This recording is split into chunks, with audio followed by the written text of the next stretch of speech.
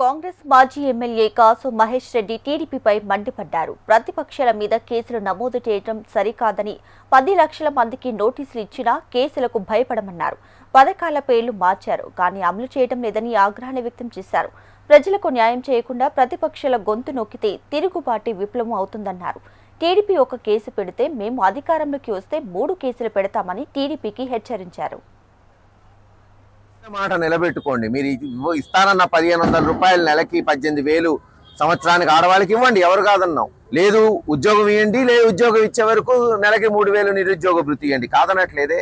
సక్రమంగా అమ్మఒడి పేరు మార్చారు, తల్లికి వందనం ఇవ్వండి అందరికి. లేదు రైతు భరోసా దానికి పేరు మార్చారు, పోనీ ఆ డబ్బులు ఇవ్వండి. అవేమీ చేయకుండా ప్రజలకి న్యాయం చేయకుండా ప్రజల్లో తిరుగుబాటు వస్తే ప్రతిపక్షాల గొంతు నొక్కాలంటే తిరుగుబాటే విప్లవం అవుతుంది. ఆ విప్లవం 4 సంవత్సరాల్లో మిమ్మల్ని కాల్చి పడైపోతుంది. అంతేగాని ఊరికే ఇలా కేసులు పెట్టుకుంటూ పోతామంటే భయపడేవాడు ఎవడు లేడు. ఈ రోజు మీరు ఒక కేసు పెడితే రేపు 3 కేసులు అవుతాయి.